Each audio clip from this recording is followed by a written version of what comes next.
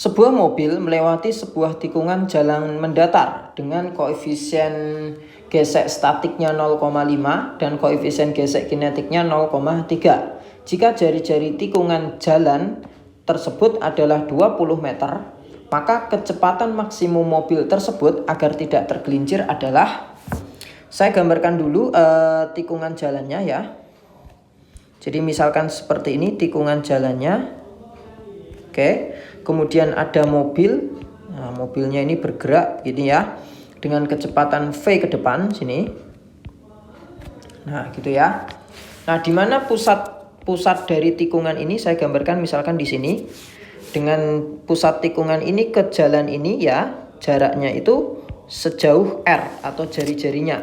Di mana R-nya di situ adalah 20 meter. Oke. Nah, mobil ini karena bergerak pada lintasan melingkar ya, maka akan mengalami gaya menuju ke pusat. Nah, nama gayanya itu adalah gaya sentripetal.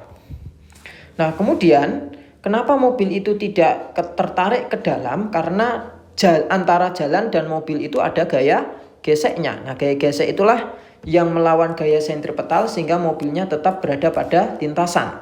Nah, gaya geseknya gaya gesek apa? Gaya geseknya adalah gaya gesek statik. Kenapa gaya gesek statik? Ya, karena di arah radial atau arah FSP dan FS itu mobilnya tidak ada gerak ke sana. Yang ada gerak itu ke depan ya. Sehingga gaya gesek yang bekerja pada arah radial itu adalah gaya gesek statik gitu. Nah, untuk mencari gaya gesek statik kita perlu tahu yang namanya gaya normalnya. Nah, karena lintasannya itu datar, kalau saya gambar dari sisi samping begitu ya. Nah, ini mobilnya, maka mobil itu punya gaya berat W ke bawah dan punya gaya normal N ke atas. Sehingga bisa dikatakan gaya normalnya ini itu sama dengan gaya beratnya ya. Nah, saya bisa tuliskan bahwa gaya sentripetalnya itu sama dengan gaya gesek statiknya. Gaya sentripetalnya bisa saya uraikan menjadi mv kuadrat per R.